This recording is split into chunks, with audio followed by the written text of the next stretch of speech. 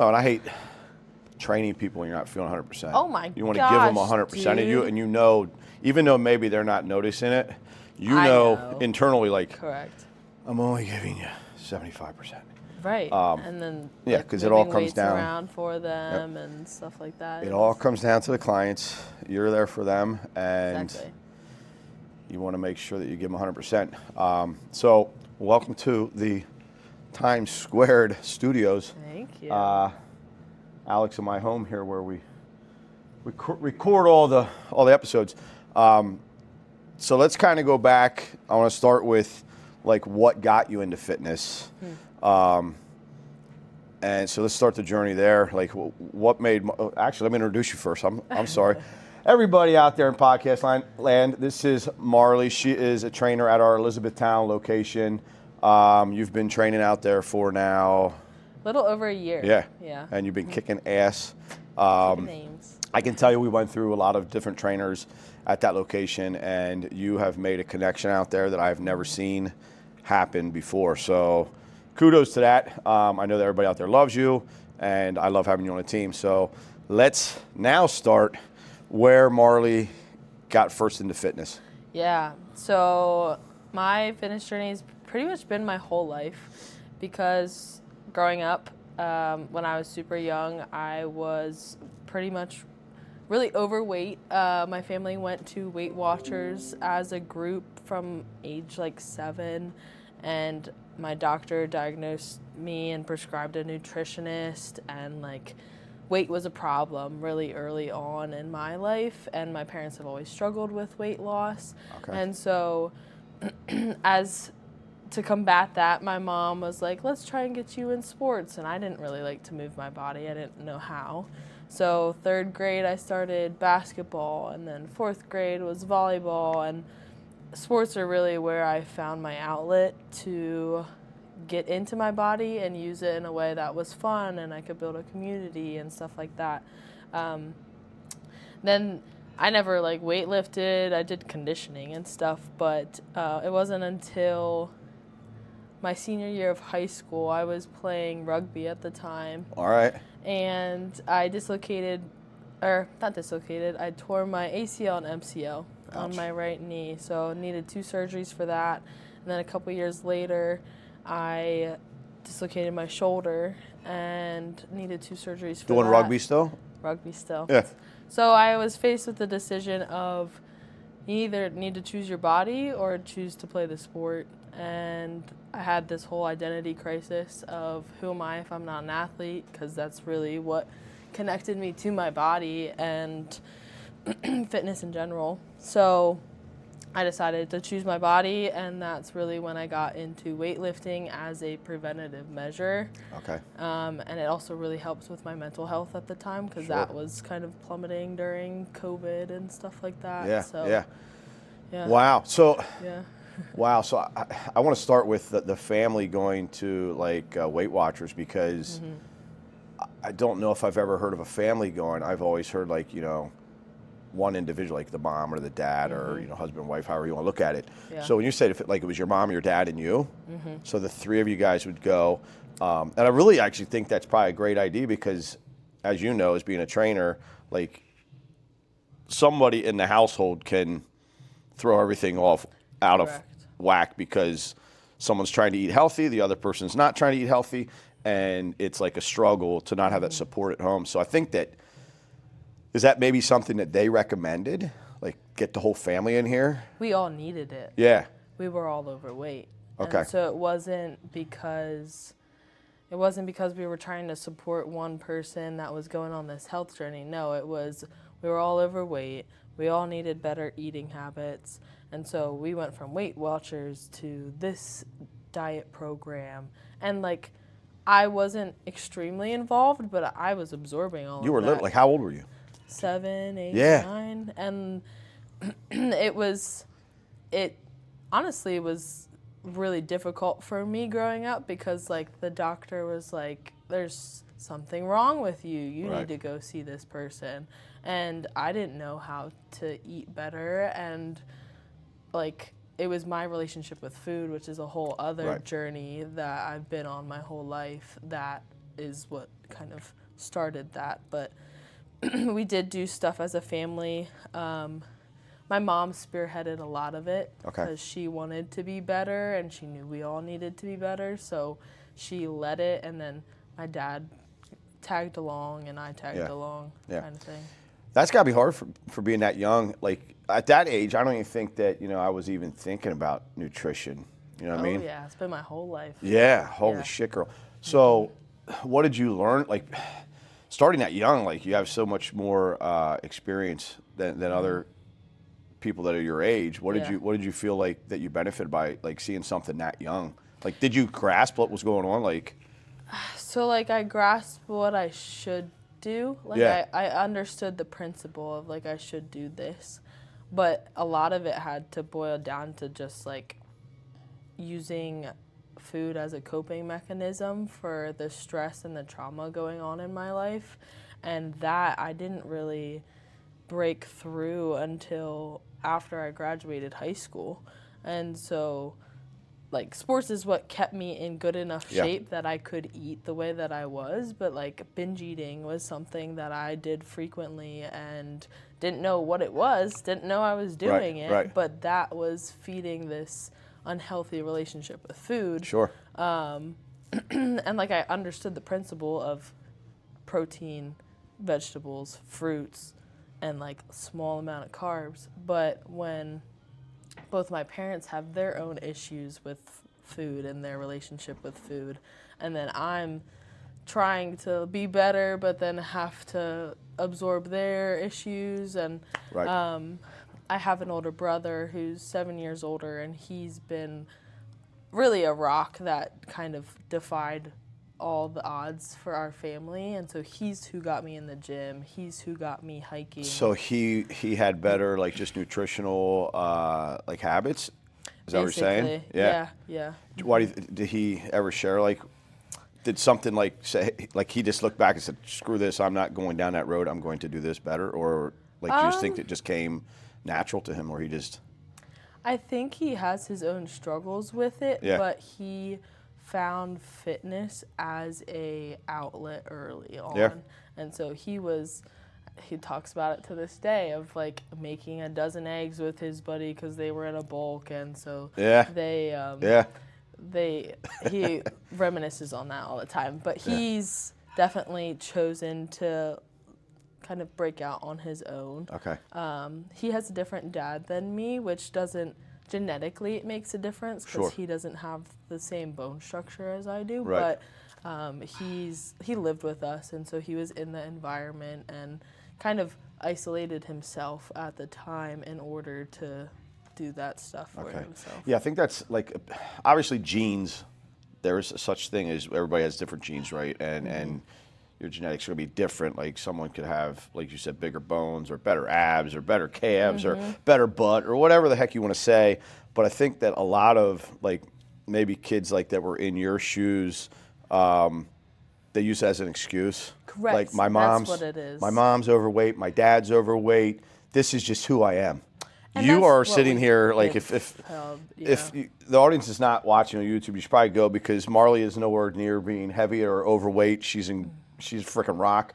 You can follow her, and we'll share her handles with you before we wrap this up today. But she is like jacked and put together. So don't use that as an excuse. If mom is overweight or dad's overweight, like take that off of the plate because it's not an excuse. You can break that mold and change your family's legacy and direction, because if you ever have a family, they're going to see, oh my gosh, grandma and grandpa were overweight, but mom, you were never overweight, and they'll see a picture of your kids, but they'll see that you're not now. So don't use that as an excuse. Does that feel like something that maybe you had? You're like, oh, this is just who I am.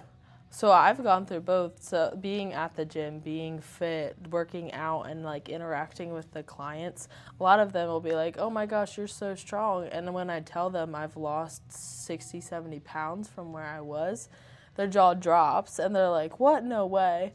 And yesterday I was having a conversation with a member who's also my old volleyball coach from way back in the day. Where'd you go to school? E-Town? I went to Mount Calvary Christian School that's right. You told and then me. transferred to E-Town later. But he was saying, he was like, genetics didn't do you a favor, but you found a way out. And I think our medical system in the past has kind of fed society that, like, oh, you have a genetic predisposition to this disease, it's inevitable that you're gonna get it. When in reality, there's this thing called epigenetics, where it's you have the capability of changing your genes and how they express based off of your lifestyle habits. Right. So if you're eating whole foods and exercising regularly and managing your stress and sleeping well, like, that's supporting to the fact where you can have your genes express differently than your parents or your siblings or something like that. Yeah, you still have, like, weight loss in a nutshell. Like, you have the same amount of cells, you're just shrinking your fat cells or increasing your muscle fibers. So yeah, like, I see it all the time and hear it all the time that, it's just who I am. My parents were heavy. This is our family. No, it's a freaking excuse is what it is, because you're like, you know what? This is just where I'm going to be, and you settle. Well, it's the victim mentality, Yeah. and it's easier to blame it on somebody else Sure. and to not take responsibility for yourself, when in reality, like, we are the only ones who can do anything about our situation. Amen. And it just takes courage and bravery to step up and do that. Yeah. So you probably, this is a piece of the puzzle that kind of, obviously I'm learning a lot more about you today. Mm-hmm. This is a piece of the puzzle that explains a lot why you can talk to as many people as you can comfortably, because even though you are still young, you have a lot of life experience behind you when it comes to the fitness side of things. So that explains why you do such a great job out there with our members and our clients. So tell me an experience like that, like when someone comes, do you share like basically what we just talked about with them? Like, hey, look, is that hard to, like, I think it's hard at first, and I want you to put in your words, but the more you deal with it, you just kind of like rip the Band-Aid off and say, hey, enough with the bullshit. Right, and I've come to the place where I've gotten really comfortable with talking about it because of doing years of therapy and mental health work, and just being able to express my truth to somebody who was in a clinical setting, realizing, oh, this is kind of what made me who I am, and like, as painful as it was in the past, like, I'm proud of having to go through that because it's molded me to where I am now. And so now I can comfortably step into those situations and use that, because I think that vulnerability and the the opportunity to be honest with someone about the pain that I've experienced and the highs and lows, that opens up the opportunity for a relationship and the intimacy to be like, this is my truest part of myself, and like, I'd be willing to hold you in your truest part of yourself. Yeah. I think it's like, it's very hard, I think, in the beginning to just be honest with people and say, look, like especially if it's your friend, you don't want to hurt their feelings, right? Like, oh no, you look fine. Like, oh, I'm overweight. No, you look great. You look great. No, that shirt looks good on you. Like, just be freaking honest. Like, you know what? You are overweight. Like, you need to do something about it. Like, you always wear that big baggy black shirt. Like, there's a reason you wear that, because that's the only shirt that looks good on you that you think. But yeah, because you're overweight. Let's do something about it. Yeah, and that's how you show true love, right? Like, like that's how you show true love is saying, hey, look, let me be honest with you. Dude, you're overweight and you need to do something about it. Stop being a lazy ass. Yeah, it depends on the person, honestly. It depends. I mean, you can deliver it different. Correct, yeah, some people. I deliver, and I hope he listens. I'm not going to use his name, but I have a friend that I will bust his balls every time. I'm like, dude, you need to get back to the gym. Yeah. Dude, you need to get back to the gym. And there's always, work and the life excuses that we hear all the time. But I'm like, dude, you need to get back to the gym. Like, you have a family, you have kids, like, you need to take care of yourself. And I just, I probably lost friends over the years of doing this, because they're like, Lonnie's so fucking mean. Like, I'm not going to hang out with him. It's true love and being able to be honest. Yeah, I'm being honest with you because I care. If I didn't care, I'd be like, just be a piece of shit. Right, because then that person continues to eat and live the way they do until they die. And they're going to die. And and if that one hard conversation could have changed the whole trajectory of their life. Yeah. Like, that's the real people that you need in your life. Right. The And I think that, for me, it's, I'm in my 50s now, so it's a lot easier for me to say it. You know what I mean? I think back when I was probably your age, I would say, oh, you know what, just work out, just work out 3 to 5 days a week, and then you can have a cheat meal. Because I'd feel bad. But really, that person didn't deserve a cheat meal. They've been eating cheat meals for 5 freaking years at least. Where I should have been like, no, fat ass, you don't have time for a cheat meal yet. Like, give me a year, Right. and then let's talk. Now, don't get me wrong. Like, Well, it's the you're gonna have consistency. holidays that you know what I mean. I'm not saying you can't live your life, but you don't really deserve a cheat meal every week. Put some more time in, and then think about that cheat meal. Yeah. Wow. So, dude, we're off to a great start here. So let's talk a little bit more about fitness, because sports got you into workout and probably physical therapy with your injuries, kind of got you touching the weights and doing this, and then now you're just like, you took it to a whole nother level. So tell me how that happened, where like you first started getting into the weights, and now like you're just a beast. Like when I say, look her up on YouTube, she's beautiful. When I say a beast, like you will flip that freaking tire. I told Matt, I said, get Marley to bring when we did our health fair. I said, get Marley to go get the tire and have her flip it the whole way across the parking lot. He goes, she'll do it. I would. And I was like, what? He goes, I'm not lying. Like, she will flip that thing from a front door all the way down to the yard. And I was like, okay. I would. Yeah, no, I believe it. Yep. And I've watched some of your workouts and stuff that you share. Tell me how you got into that and what got you to where you are today. Yeah, so my brother was the one who was in the gym when all of us were trying to lose weight and stuff. And he'd try and encourage us, like, guys, you should come with me. Like, let's try it out. So I remember going to Hershey Athletic Club back in the day and feeling so uncomfortable, not knowing what I was doing, not knowing like how to use the machines, if I was doing it right. So like I understand where everybody comes from when they like, it's intimidating walking into a gym. Yeah. It really is. And then basically, how did it go? So then I played rugby and my knee injury happened, and I didn't want to gain a lot of weight when I was recovering, so I went to Spooky Nook because I worked there at the time, and I would do upper body because I had a whole brace and stuff, and really like Instagram videos kind of got me in the door of like working with cables and stuff. Like just watching, so educating yourself, like watching someone else do it. Yeah. Correct. So like I had a visual representation of what to do. And really what got me in the gym at first was, okay, not having strong joints is what got me injured in the first place. And also I don't want to gain weight again because I've struggled with that my whole life. So I'm going to work something else, a different body part. And that kind of triggered loving the gym because I was able to see progress over time. And I was also doing physical therapy at the time for my knee, and just having that motivation of reaching a benchmark and then going forward and setting goals. Correct. Yeah. And I've always been a tryhard in like most things in life, whether that be school or athletics, or I would be the one in practice trying to make everybody work harder. Yeah. And so I think that then got implemented to weightlifting because I really felt the benefits physically, but also mentally. Like, it really has been an outlet for me to take that time to myself every day, kind of prove to myself that I can show up, I can accomplish things when I put my mind to it, especially when growing up, I was overweight, bullied as a kid, never thought I would have abs, never thought I could do a pull-up, never thought I'd be able to run a 10K, all which I've been able to accomplish within the past year. And so it's really, I'm all about holistic health, and it really shapes who I am and supports me holistically, not just physically.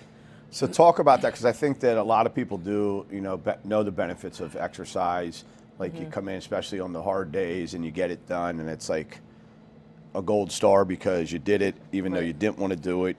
Everybody knows that they need to exercise, they just don't do it.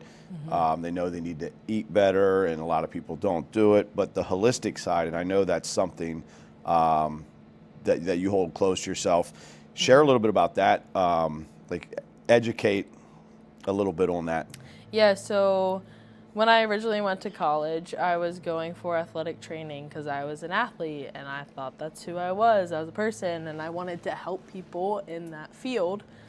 Then I got injured, had to choose my body over athletics, and went out the window. I was like, I don't know what I'm doing with my life. So then I took a gap year from school, completely distraught my family. They've called a family meeting and everything. Serious? Yeah, they're like, what are you doing? Are you throwing your life away? Because I decided to hike the Appalachian Trail during that gap we're going to year. get into that. And so then throughout that year, I was trying to explore different careers. Like, what did I actually want to do if it wasn't athletic training? And So when you, let's just get into it now, because I think that's what you're going, is that's where you kind of picked up this kind of. mindset. How long did you hike? So I hiked the Appalachian Trail in 2022 for 4.5 months. Yeah. So over 4 months you're on the trail. Yeah, living out of a backpack and sleeping outside every day. Yeah. Yeah. Okay.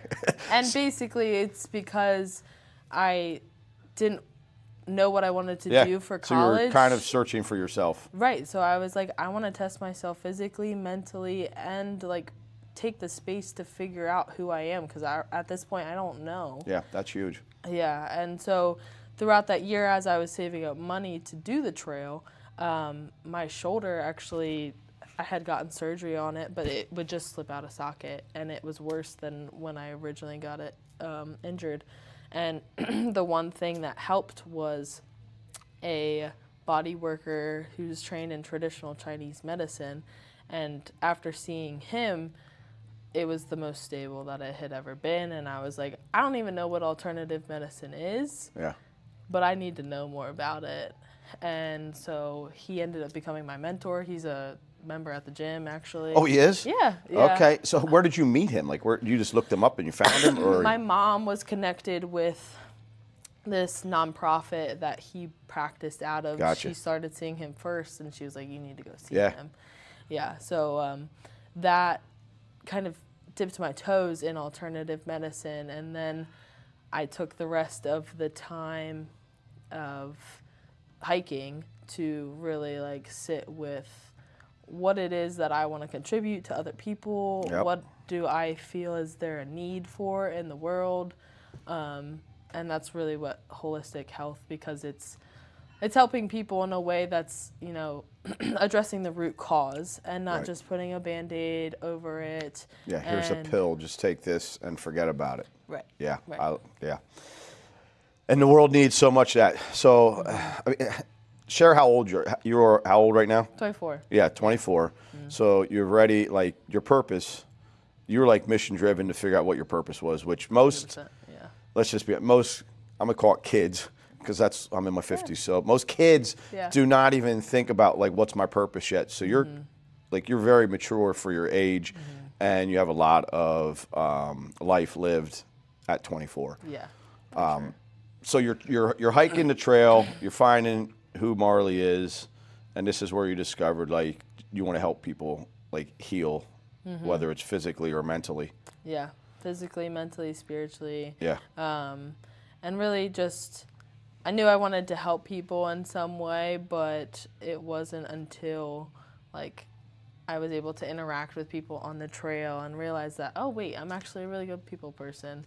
And understanding that like I do have a lot of experience like in the physical realm of things. I was starting to gain experience in the mental realm of things through therapy and going through a whole thing with antidepressants coming on and off, and like So you were taking like anxiety, some antidepressants depression. and stuff? Yeah, during COVID, Yeah. I started getting really bad panic attacks Yep. and depression symptoms. Yeah.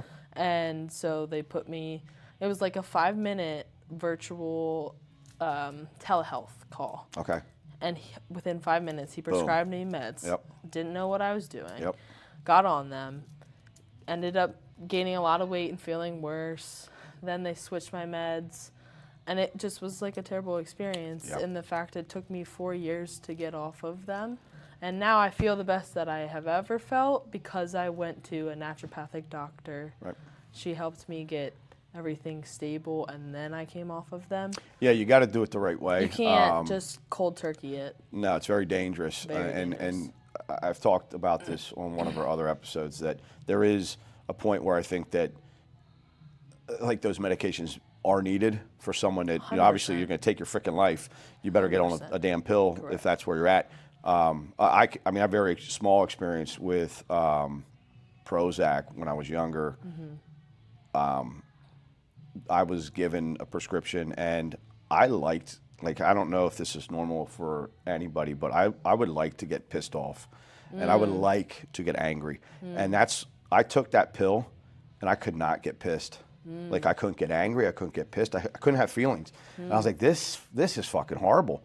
So luckily, I only took it, I took it maybe for like 3 days, and I didn't want to go hit the heavy bag. I didn't want to, I had no feelings. I couldn't cry. I couldn't do shit. I was like, fuck these things. Like, these are horrible for you. That's and I got off of it because I could not have emotions. Yeah. And I, like I said, I don't know if I like it. I appreciate what emotions are. They're so you know important. what I mean? Yeah. So important. So I knew right away, like, this shit is not good for you. Yeah, and I think, like you said, some people do need those medications in order to feel stable. Like, there's a lot of mental health issues nowadays that it's on such a wide range of things. I know they are overprescribed, though. Oh, my God. And there's so much money in the pharmaceutical industry that, unfortunately, let's just call them salespeople, because they're not. They are. They're, like, sales is supposed to be helping, which I guess maybe they're helping to some. They took it past, like, we're going to help people. They're looking at the dollar signs, especially the big people. At the detriment of these people's lives and their health and their longevity. And everything's overpriced. It's all a money racket. So, like, if you can do it naturally with exercise and mental, counseling and stuff like that, I truly believe that that's the way to go. But like I said, if someone's at that state where they need it, then do it and manage it, and also have a plan to get off it. Don't do it and say, this is my life. Just like, I'm the fat kid with parents that are overweight, and this is my life. No, it's not. Like, you gotta, like, make a plan and see a light at the end of the tunnel. So if you do have to get on, medications like that, kind of look down the road and say, okay, I'm going to do it for this. I'm going to get my life straight, and then I'm going to talk to somebody to get the hell off these things. Right, yeah, because at the end of the day, that should be the goal. Like, it should be used as a tool to get you somewhere where you can find more balance in your life. Right. But people kind of get the prescription, and then it's like a life sentence that they have, and they're not given the tools to get off of it. That's like, I had to make many appointments with my nurse practitioner in order to learn how to do it, and even then she wasn't helpful, and I had to go see a naturopathic doctor. So it's like the system is built to fail, basically. Well, it's like, here it is, you're gonna live on this, you know what I mean? They don't want you. I mean, this is not everybody, but a lot of people that are prescribing that, they don't care about you getting off of it, because they get more money. They're like drug dealers, so they want you to be taking the drugs. You know what I mean? Exactly. So that's a whole other topic. We could keep on going down that rabbit hole, but we're gonna turn away from that. So, anyways, try to, if anything, like I always said this, I don't know why more doctors don't write prescriptions for exercise. Like, literally, I don't care. Write it on a damn prescription pad. Here it is. Go to the gym, 5 days a week. Or like a prescription of having a personal trainer. Yes. Like the insurance will pay for a personal trainer. Yep. And then you have to show up. Yeah. But like, you're not going to move to the next step of whatever health thing that you want until you show up 3 days a week for this personal trainer. There's a lot of improvements that could be made. Oh, yeah. And I think people are waking up to it. I genuinely do. 100%. I've been in the industry for over 30 years, and I see more younger kids, meaning 13 to 16, coming into the gym. I even see them here at 5 a.m., like coming into workout before they go to high school. I can tell you, We have like some I played too. sports my whole life, and there was no way in hell I was getting up at 5 a.m. to come to the gym before I went to school. No. I was sleeping till I had to get up, get a shower, brush my teeth, and get to freaking school. I wasn't coming to the gym at 5 a.m. Right. Right. And we have them. Like, they're Yeah. doing it. And I mean, like, man, I give them props.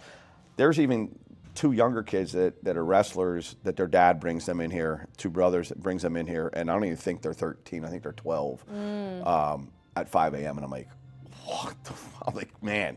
And I give them high fives. I'm like, dude, more power to you guys. No, seriously. Building that foundation, right? Whether it's from nutrition, going back to your younger years, building a good nutritional foundation, showing the importance of it, or showing the importance of exercise, like you're building one hell of a foundation for your later years in life. Right. It carries with you not only like the physical benefits of doing those things, but also like just learning that self-trust with yourself, building that consistency, and building that relationship with yourself, knowing that you can do something difficult by getting up at 5 a.m. and working out, or having the knowledge base to turn back to if, say, you get off track and you're not lifting as frequently. Like, you know you did that beforehand, so you can pull on those memories to kind of turn back. And it doesn't have to be, you know, if you are younger and you're listening to this, it's not that you need to, mom and dad, get me to the gym at 5 a.m. You can get out of your bed and do sit-ups and push-ups and get, you know, somewhere, get a pull-up station, put it in the basement or whatever, or in the garage. You don't have to get to the gym if you don't have that transportation yet. You know, just doing something at that young age will set that foundation for you when you get older. You know There what I mean? are so many resources out there nowadays. Like, please use them. Yeah. Please use them, because we're in such a technological age nowadays. Like, there is no excuse. Yeah, There's don't just no get on excuse. your phone or computer looking at stupid shit. Like, educate yourself, and that could be a lot of things. So educate yourself, find the tools, whether it is mental health workshops or things that you can do, or if it's just physical fitness stuff that you can do from your home. Like, educate yourself. And find what you like, honestly, because some people are more accustomed to running. Some people are more accustomed to weightlifting. Some people are more accustomed to intramural sports. Like, that's how they get their exercise. Not everybody's the same.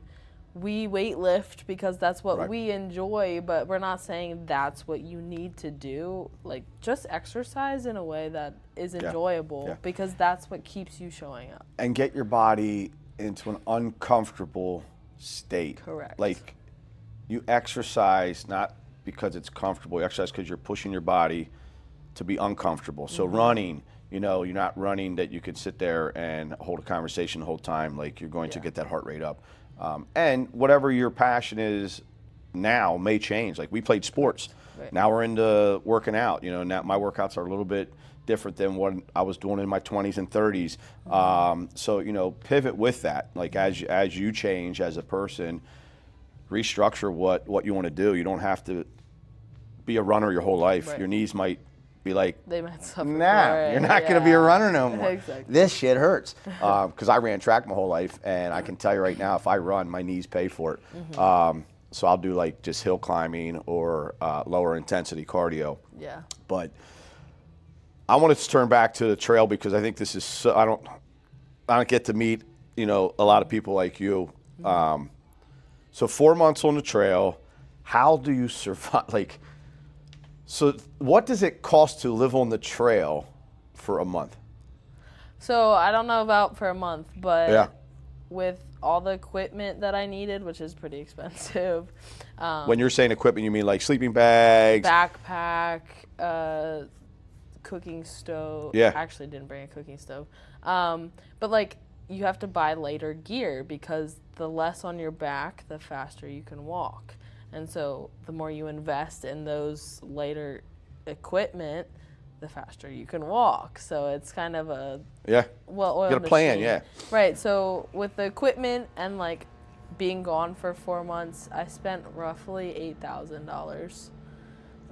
So $2,000. So $2,000 a month, you can survive on the trail. And that can fluctuate. So Sure. you could boil it down to like $3,000 and just like not enjoy any part of the trail and eat as cheaply as possible. Right. Or you can spend 20 and just have Yeah.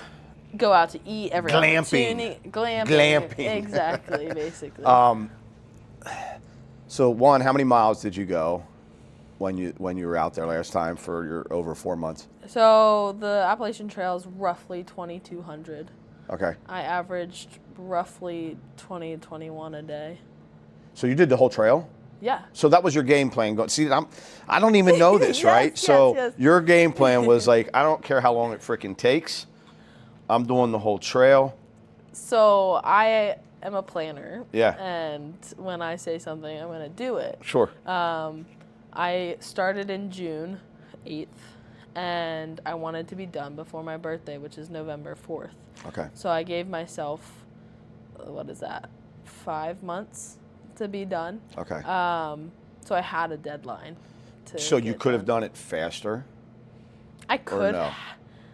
I could have actually, but like I met a bunch of people along the way, and like you end up going enjoyed the there. journey. Correct. And I think that's probably one of the most important things about the trail from what Yeah, no, so I you can get take in. you get a trail name while you are hiking. Yeah. And sometimes it's a story, like a funny story that's somebody then gives you the name to go with that story. Like for example, my brother started the trail with me, and the first day we were out, he's got like a bald head and he's a landscaper, and so they called him Red Dome. So that's just an example of what a name could be. Now, I was 2 weeks in, and I was by myself because my brother had gotten off trail, and so I was hiking like 25, 27-mile days right out the jump because that's how I was coping with being lonely and like this new thing. And so my dad and my brother came to visit me for Father's Day, and I was like, I don't understand. I'm not meeting anybody. I'm having a terrible time. Like, this is not going well. I don't like it. And my dad's like, you know what your name needs to be, your trail name? He's like, it should be CTFO for chill the fuck out. So then that evening I went and I like camped with people, and somebody that was at the shelter, his name was Freely. That was his trail name. Yeah. And he's like, if you give yourself your trail name, it should be something that the trail's here to teach you. And like every time somebody says your name, it's a constant reminder. So I was like, CTFO is kind of long, so I'm going to go with Chill Out. So my name was Chill Out on the trail, and it really helped to teach me to chill out, and I'm a lot less high-strung than I was, even though I got my tendencies. But okay, yeah. So pretty much, if you're on the trail, sooner or later you're going to get a trail name. Basically, yeah. Mm-hmm. And you just meet all walks of life. All walks of life. I hiked with a thru hiker who was 72, 75. Her name was Happy Dancer. I've met I think 14-year-old who was through hiking. Wow. People who are like fighting against cancer and like have overcome cancer, or honestly everything. Walk, Isn't every it? Walk of life. It's and I guess it's just how we are wired. Like something horrible almost has to happen for us to wake the fuck up. You know what I mean? 100%. Like people that go through cancer, like, oh my God, like I'm gonna go hike the trail, or I'm gonna take this vacation, or I'm gonna do this. Yeah. You gotta hit rock bottom in order to be woken up and shaken back into reality. Like, oh wait, this life is precious. Right. I need to take advantage of it and do.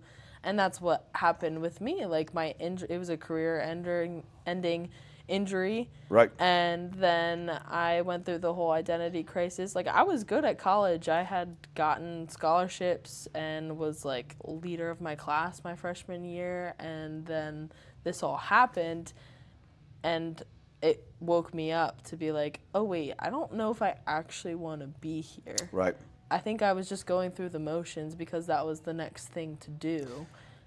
Yeah, I think that's a lot of parents kind of hand that down like, hey, you get out of high school, you go to college, you do this, which my whole life, I had a kid when I was 17 years old. I had Jared when I was 17. Yeah. And that just shook the whole life up. You know what I mean? Like, hey, That and I was wasn't going to go to your college. wake-up call, in I a wasn't way. going to go to college anyways. I freaking hated school. Yeah. I had no desire to go to college. If I went to college, I would have been partying my ass off and wasted probably a lot of money.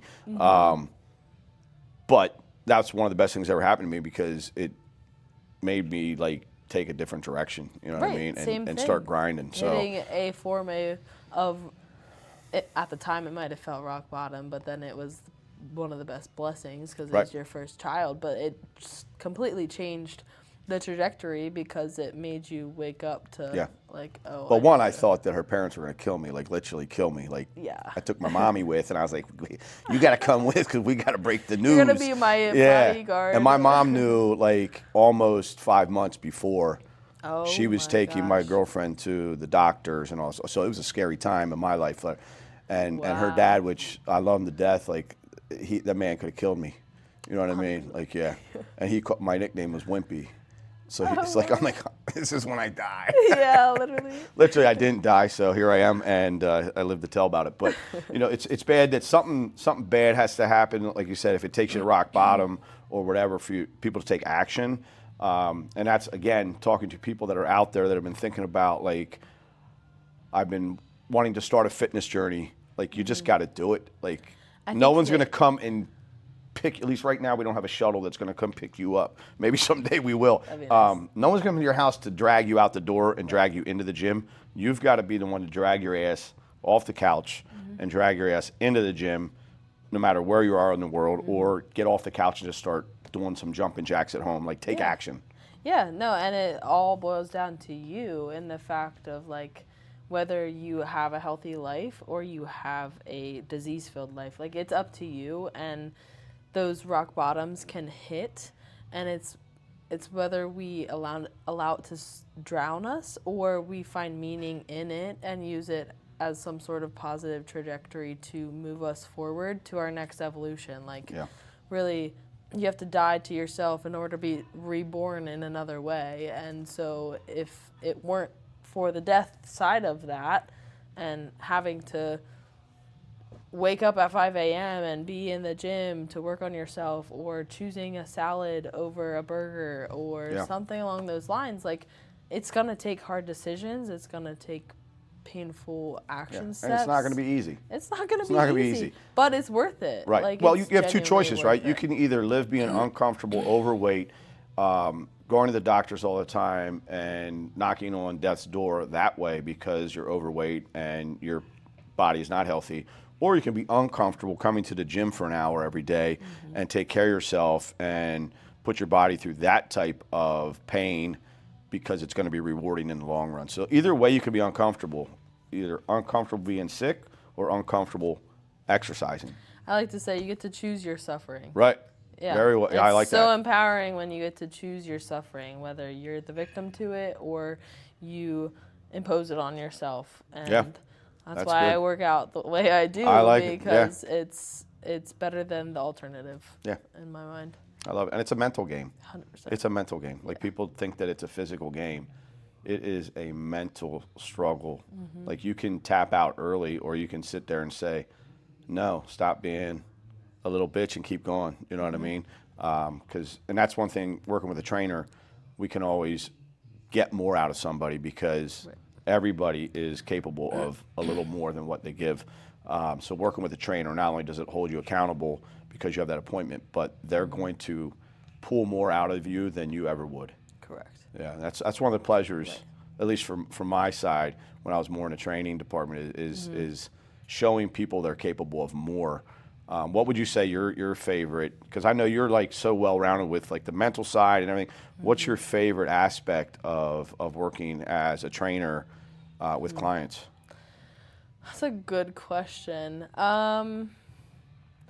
I would probably say being able to hold the highest view for a client and be like, I know that you can reach this potential. I know that you can hit this weight. I know that you can do this amount of reps.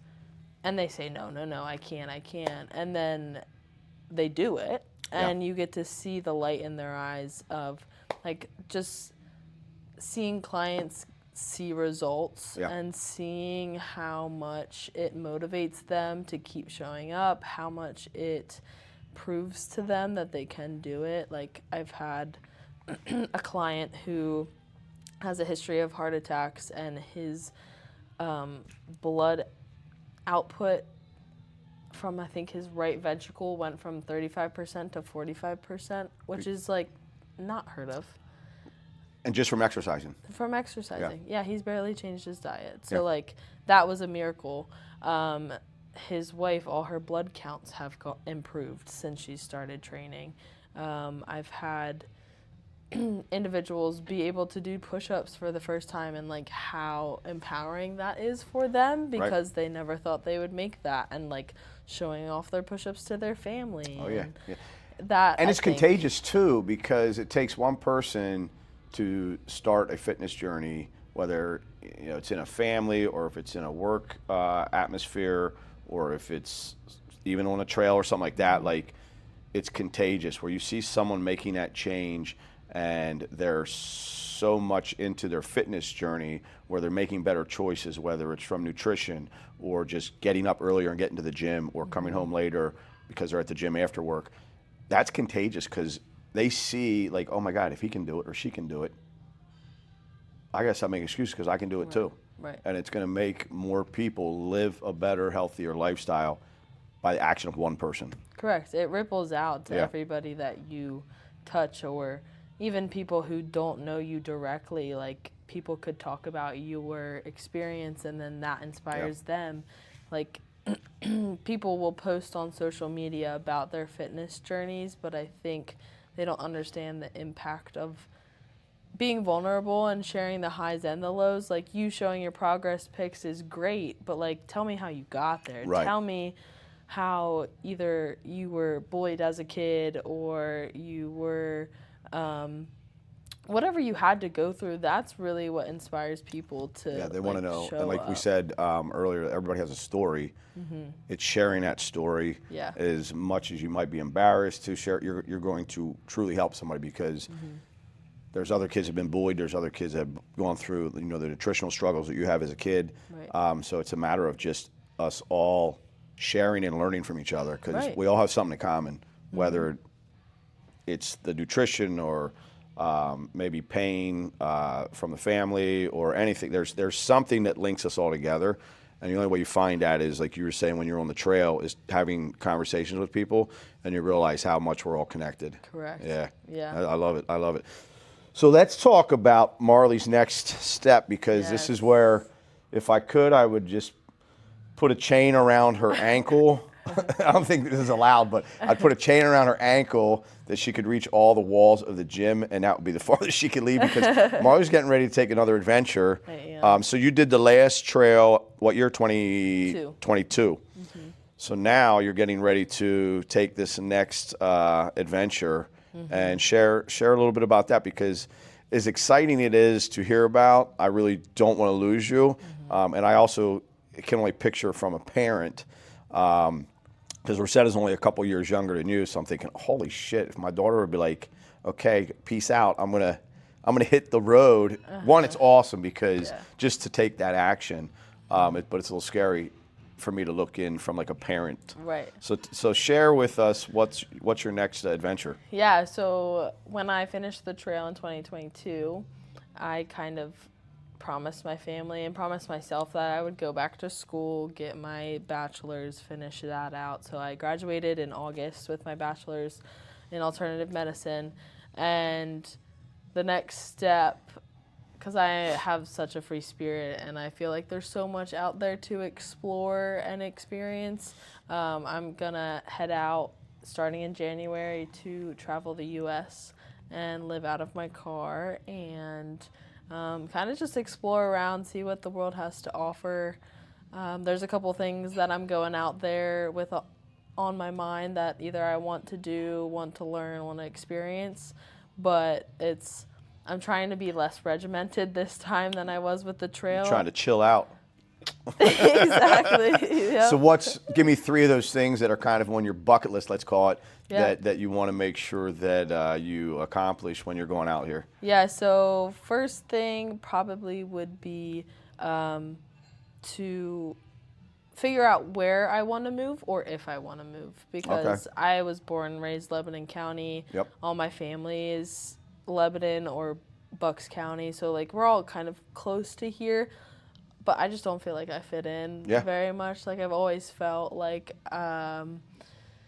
every time I travel out west, I very much feel like that's where you belong. Oh yeah, like the. So you're like the explorer, yeah. So you could change, like you said, everybody's from here.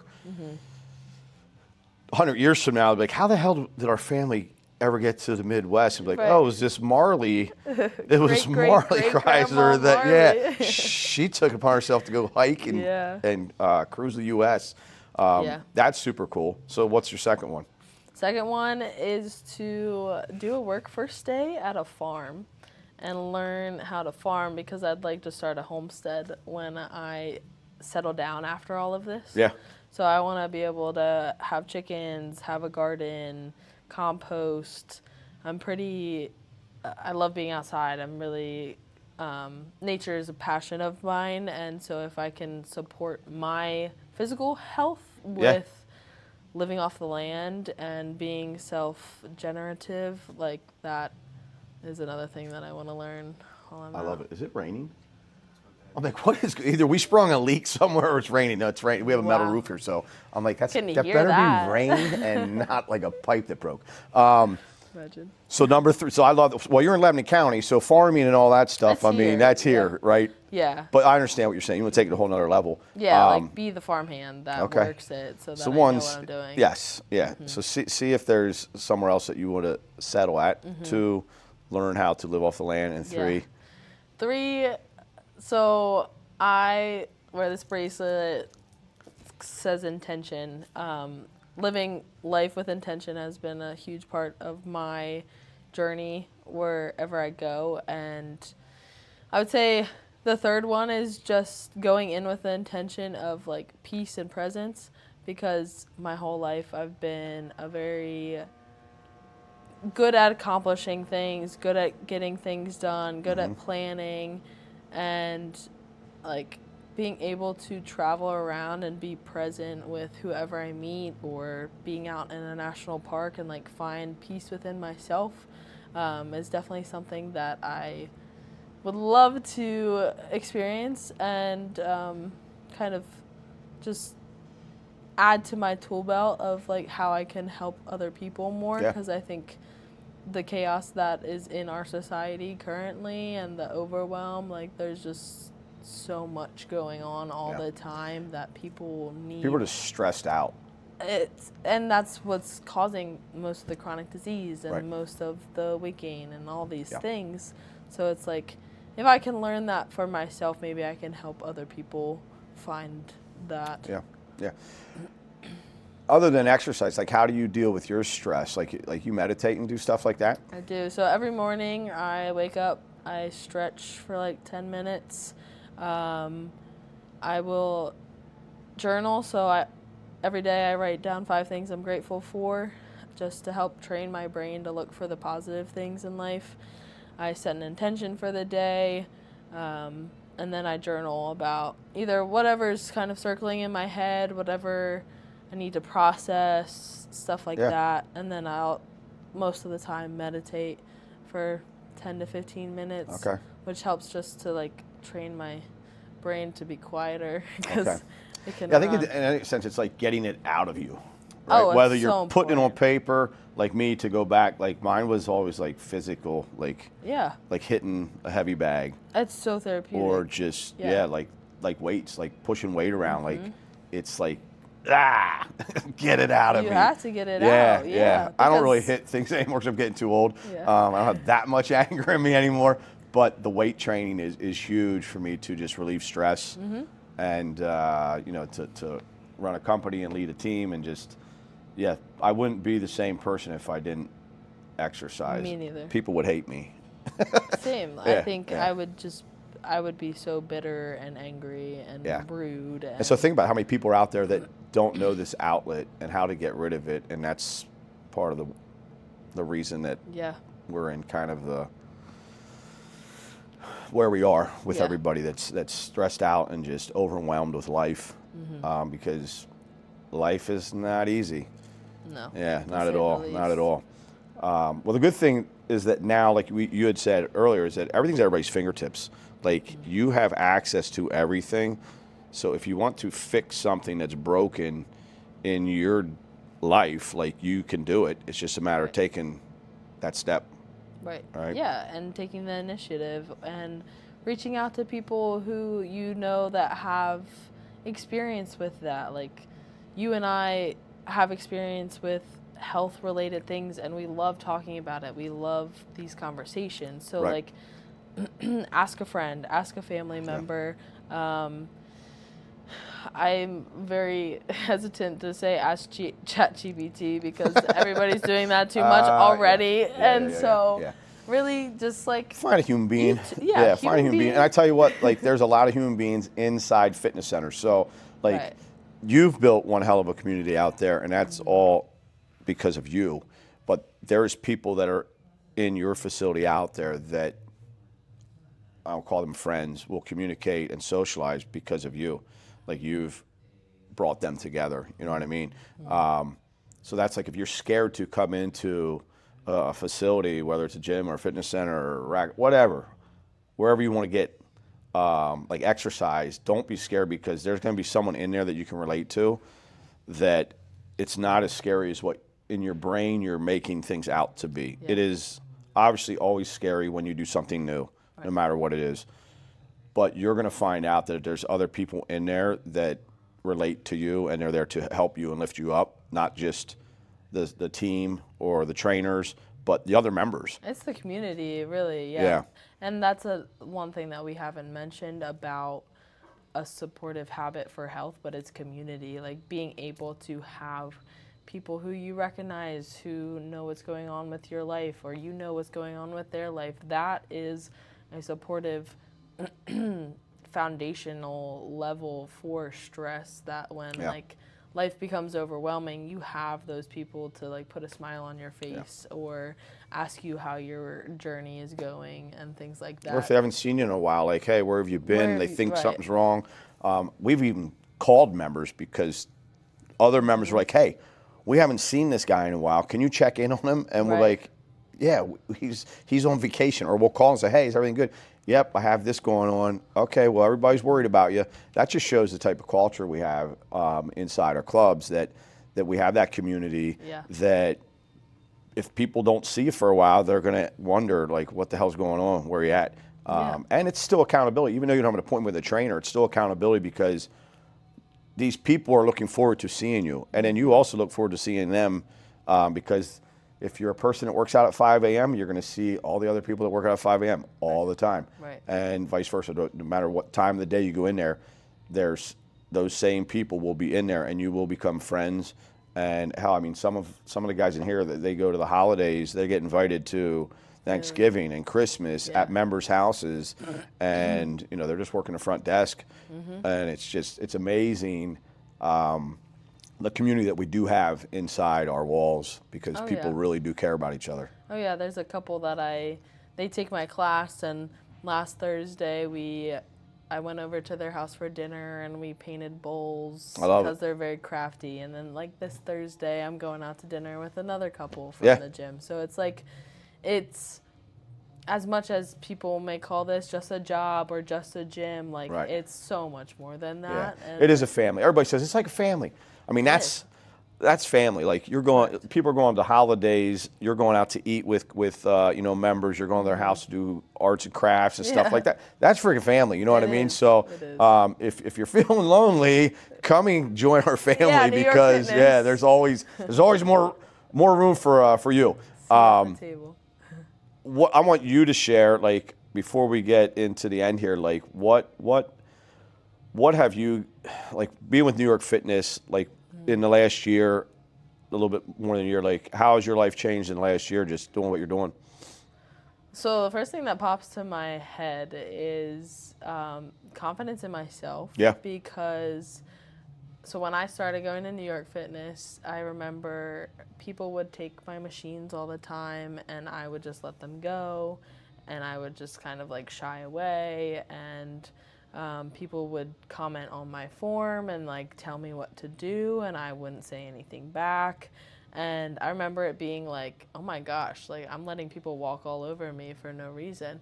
And through what you've provided for me as the opportunity of being the personal trainer at E-Town, and just getting more confident in my abilities, and kind of starting from the ground up, building clientele base, and like creating classes and creating a community there, like it's built a lot of confidence in myself. I see that. What Yeah. I can do. And I really just want to thank you because you provided that for me. Well, you don't have to thank me. Like, yeah, that's all you. All I did is open the door for you. Right. You know what I mean? Right. And yeah, but and no. that was big enough. You're of a welcome, and thing. now I'm going to lock the door so you can't leave. No, I'm hoping that, one, I hope you have a great time doing your journey. Two, remember the door's still open. So hopefully, if you do decide that you want to not uproot the Kreiser name and move them to the Midwest and start something new, that 100 years from now they're talking about grandma went over and started this plantation, not plantation, but settled over here and farmed the land and all this stuff. Yeah, you're always welcome back. But I so appreciate that. yeah, 100%. One thing that I always ask, and if you listen, everybody knows, quality through excellence. What does it mean to Marley? And it can be, obviously in any aspect of your life. Quality through excellence. Quality through excellence. I think that's just striving to be excellent in everything that you do, knowing that you hold yourself to the highest standard and that you provide the utmost quality, whether that be to yourself through your eating choices and what you decide to get on the road, or how you talk to a stranger in the grocery store line, or how you do your work 40 hours a week. Like, excellence is a bar that you define for yourself, and that quality is kind of ensuring that it's upheld. Yeah, no, I agree, 100%. I think it's, and this has obviously been said probably a million times, but how you do one thing is how you do everything. So whether it's your eating habits or your exercise routine or your work ethic when you're at your job, it all builds discipline. So if you're only doing one thing, do it right. And then if you pick up something else, it's going to stem over into that where you're going to be like, okay, I did that 100%. I'm going to do 100% here no matter what it is. So yeah, I think it's just, you hit it on the nail. Like it's taking pride in everything you do. And even talking to people, like you said, just talking to a stranger, or someone could be having a bad day and, not fighting with them and just having an ear and just listening. Right. Or even how we talk to each other on social media nowadays, Oh, yeah. especially. Oh, the keyboard warriors. Oh, Yeah, exactly. man, they love. And I mean, obviously, there's people out there that just like to fucking push buttons. You know what I mean? And don't let them push your buttons because it's just not worth it. Yeah. But yeah, exactly. How you communicate in all aspects. Yeah. How you live your life. If it's not through excellence, then what are you doing? Right. Yeah. It's called leaving a legacy, and hopefully, when we come to our end, whenever it is, because no one's promised tomorrow, people look back and say, "Man, that was a good person." So tell everybody out there. When do you leave? You're leaving January 5th. So January 5th, Marley's going to hit the road. Where's your first destination? Washington, D.C., pretty close to here. Okay. I have friends and family there. So Very cool. I'll go down the East Coast, west through Louisiana, Texas, and then wander around out west for a little bit. Okay. Where can they follow you or find you? Because Marley does post some very good, just truth, motivational. She shares a lot of her life experience and journeys that she's on. I know you had a blog. So where can they follow you at?